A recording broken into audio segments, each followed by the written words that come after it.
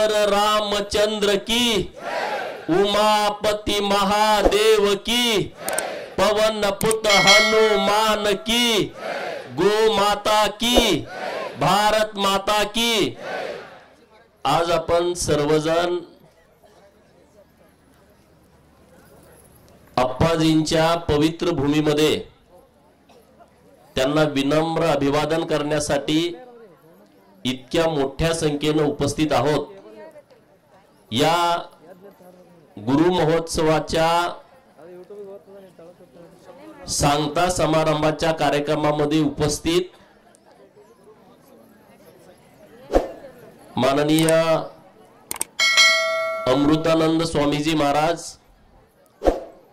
गुरु बसवजी स्वामीजी महाराज, व्यासपीठावरील सर्व स्वामीजींना मी नमस्कार करतो।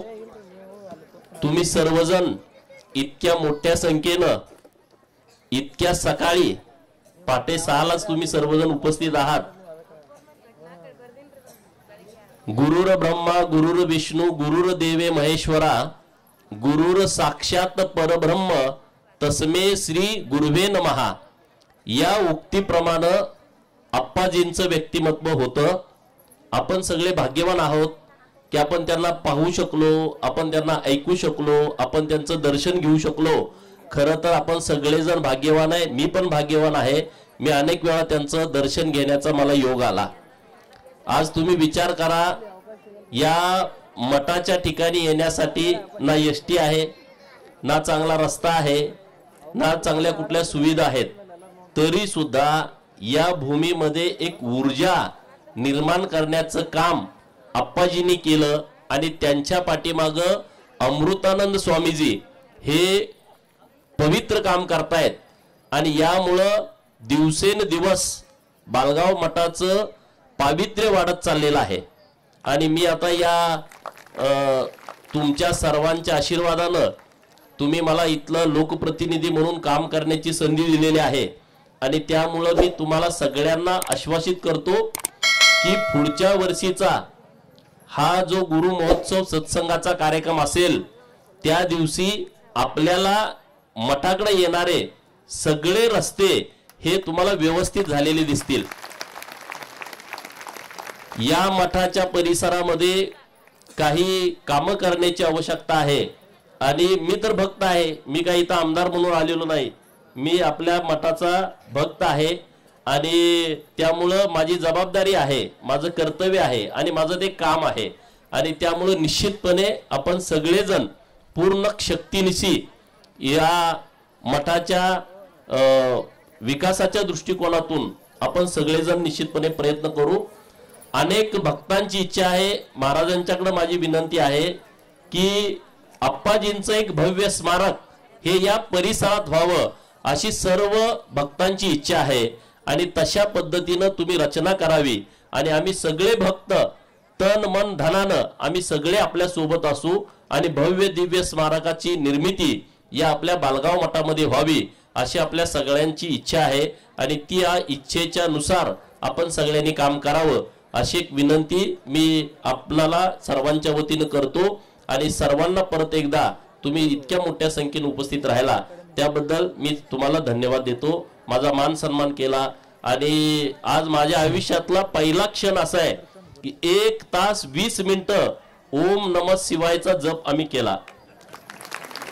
आपण सगळे जप करतो माळ घेऊन 108 वेळा ओम नमः शिवाय ओम नमः शिवाय ओम नमः शिवाय, पण आज 1 तास 20 मिनिटं आणि ते पण सलग।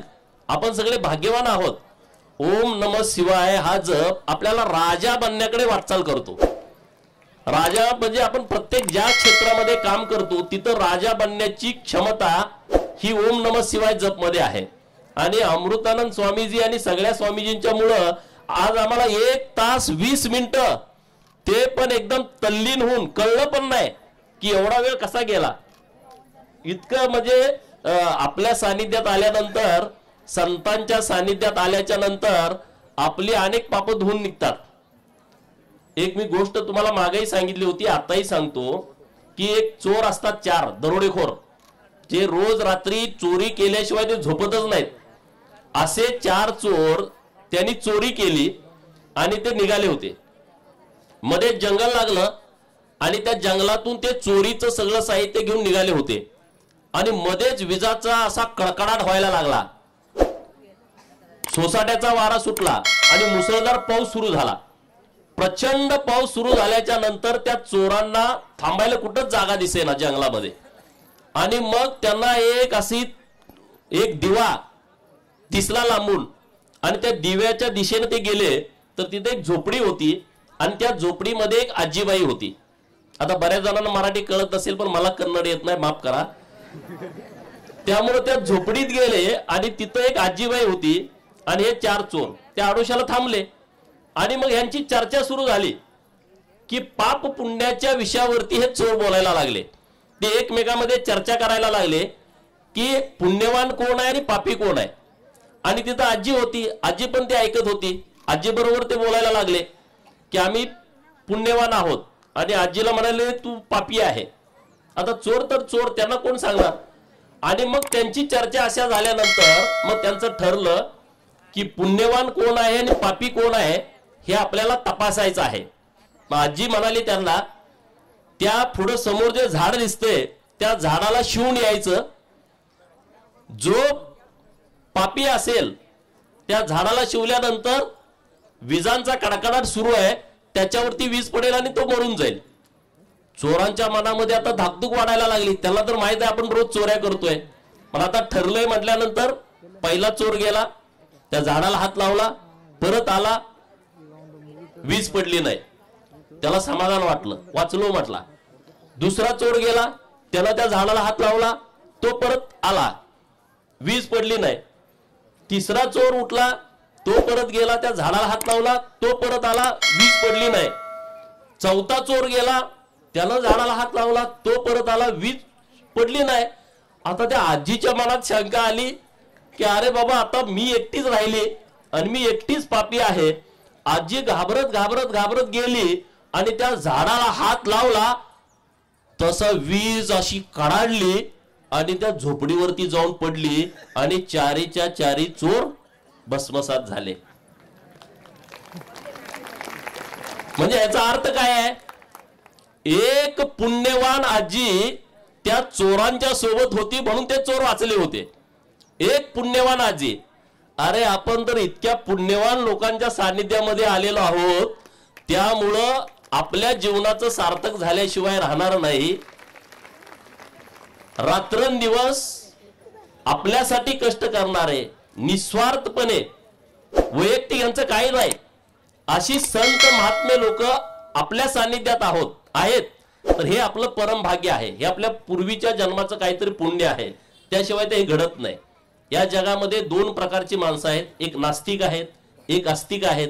नास्तिक लोक म्हणतात की या जगात देवच नाही आणि आपल्याला आप्पाजींसारखे आधुनिक काळातले देव भेटले, त्यांनी निसर्गावरती प्रेम केलं, आई वडिलांना देव मानायला त्यांनी आपल्याला सगळ्यांना शिकवलं आणि आज आपण त्यांच्या सानिध्यामध्ये एक चांगला विचार घेऊन आपण पुढे मार्गक्रमण करतोय.